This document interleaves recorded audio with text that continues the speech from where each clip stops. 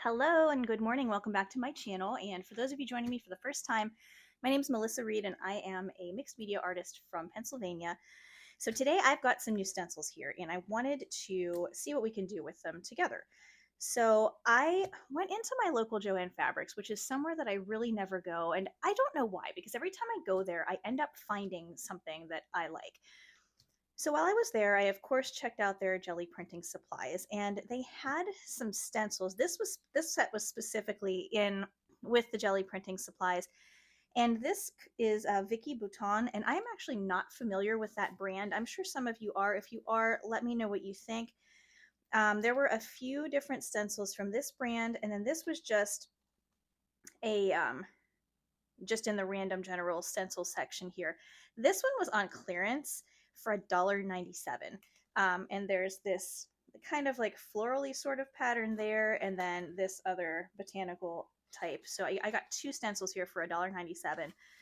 I want to say this one was $6.99, and there are three stencils here. This one is like a semic writing. There is a nice honeycomb pattern, and then just this highly patterned one here at the back. But I really liked all of them, and I could definitely see a use case for them in my mixed media work. But today I thought we will just play around with them and see what kind of interesting gel prints that we can come up with. So stick around and I hope you enjoy. So I'm using my 8x10 jelly plate there, and I decided to go with that pattern one first, and I want to just get a good look at it. So I'm using just some Liquitex Mars Black on there to just get a really good outline of the stencil.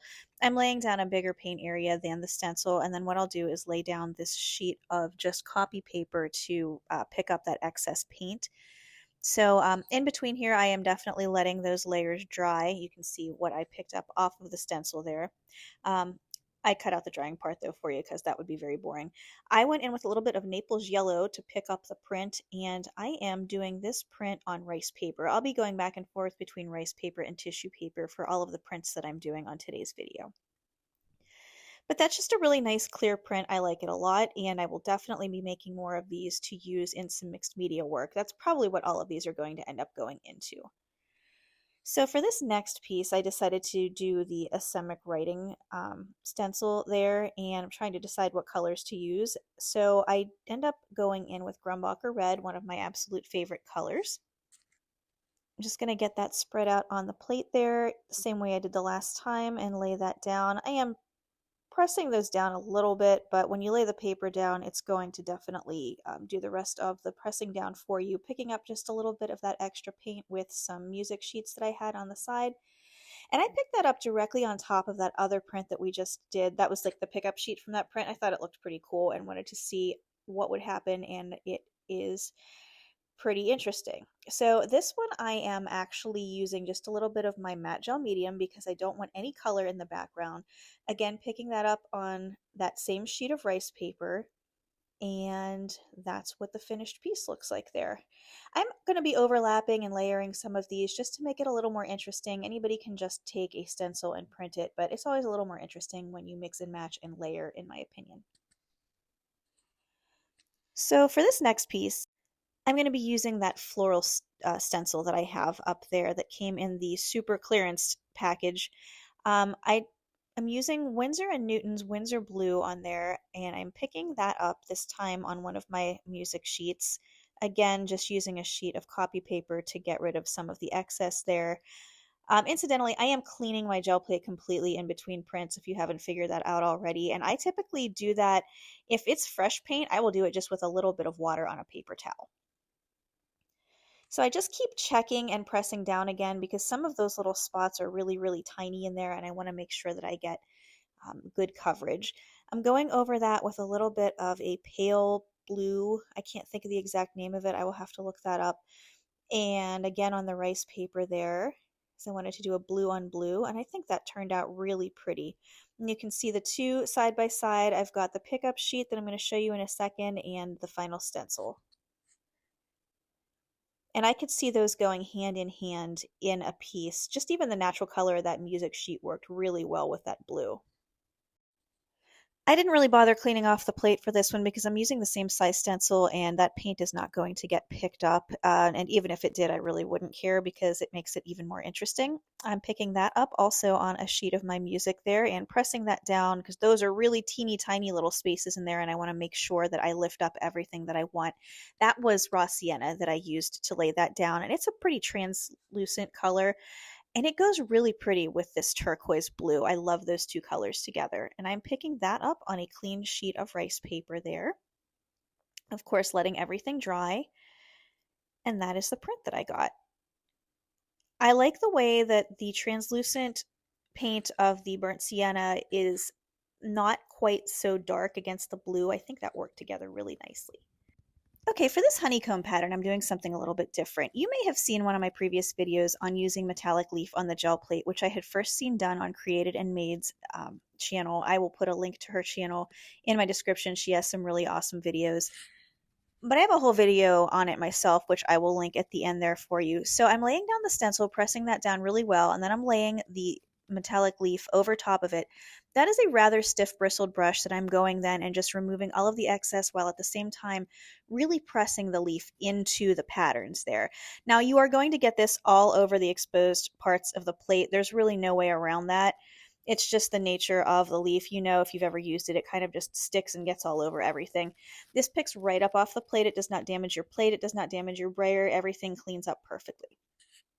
So I'm using more of that turquoise blue there because I really think that works very nicely with that copper foil, which is what I'm using there. It's not actually a gold leaf. This is a copper one in this particular print.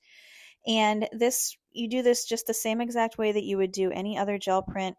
Make your nice thin layer on there. I like to roll until I can just start to see the pattern come through the other side. I'm laying down a piece of rice paper and then again with the copy paper to pick up and clean up that edge over there. And when I pull up this print, look at how beautiful that foil shows up next to that turquoise color. It is so pretty. And you really get a lot of the shine, which I'm going to show you here in 1 second. See how the light hits that? Think of all the possibilities of what you can do with that in a mixed media piece or whatever kind of art you like to do. I don't know. I really love the combination of the metallic foils, and so I'm going to do a few more of those here for you right now. So I decided to use this pattern one again that we did in the very first print, except this time I'm going to go in and lay down some of my copper foil again. And once again, I am just laying that on there. I'm not trying to cover the whole entire thing up. I just want to kind of get a little chunk of the design on there. I'm using that stiff bristled brush again to go in and clean up anything that's on top of the plastic while simultaneously pressing down anything that's coming into contact with the plate so that I make sure that I have good coverage on there. Now you will see when you lift that up, when you lift the stencil up, it does look like it's flaking off, and some of it definitely is. That's why I take that little wax sheet that I have there that comes between the foil sheets and just kind of rub over it just to make sure that I can press down anything that might be loose.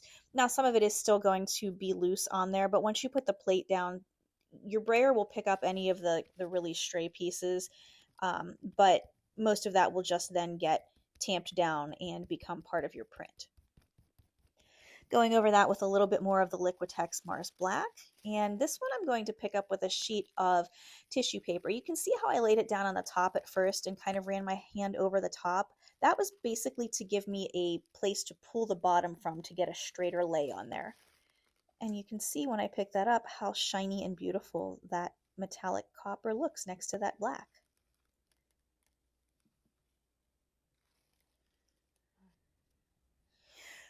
For this final print, I decided to use some of these small pieces of colored gold foil. I got these for Christmas a couple years ago. I'm not 100% sure. I think they might have come from Temu, but you could probably find an American company that would have these. I'm actually going to look for that myself. I'm using a little bit of the green, and it came with green, blue, I think pink, like a magenta color, and gold, and I end up using all 4 of those in there. I'm overlapping them slightly because not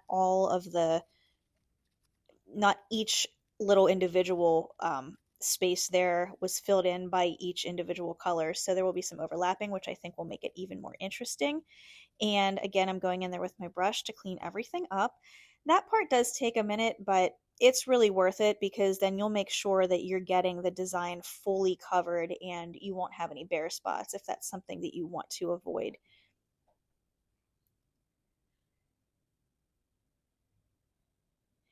Every time I do this, I try to pick up the plate and remove the excess that's laying on there, but it really doesn't kind of want to come off. So I've just kind of brushed what I can to the side and dealt with it, and it just becomes part of the perimeter of the design there. Going in again with that wax sheet just to press everything down and make sure it has good coverage on the plate surface.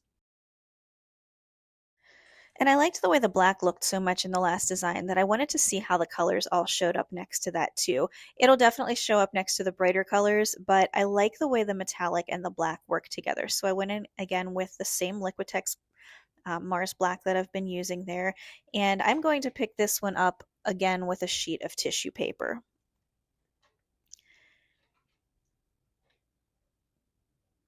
Again, laying that down there and kind of pressing down the top first so that I can get a smoother pull. And just cleaning up around those edges with that copy paper. And look how pretty this is when I pull this up. All of those colors really kind of pop against that black, and I love the way the metallics and the black work together. I just think it is such a cool technique, and I love the way these stencils are working out. I'll tell you what, I can't wait to do some more intentional prints with an actual mixed media piece in mind. I will most likely use all of the prints that we made today in some mixed media piece in the future, possibly even next week. I'm not sure yet. I've got a couple of ideas rolling around in my head for some pieces that I want to do. But here's everything that we did together on the plate today. Look at how shiny and sparkly that is. I just love it. I'm going to show you everything here. And if you have any questions on the process, or if there's anything that you want to know about the stencils, I'll do my best to provide any information that I can. I'm going to try to look up links for those. As I said, I found them at JoAnn Fabrics, and one of them was on clearance. Not sure if I kept the packaging. I don't think I did, but I will see if I can come up with any info for you on that.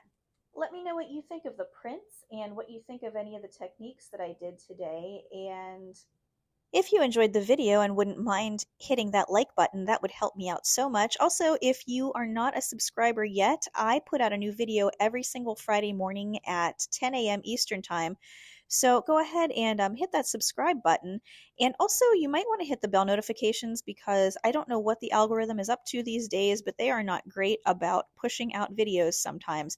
It's really sporadic and nobody actually knows what's going on, but you will definitely be notified if you hit that notification button. So anyway, thank you so much for joining me today, and I look forward to making some beautiful mixed media pieces out of these prints with you in some upcoming videos. I hope you all have a wonderful day.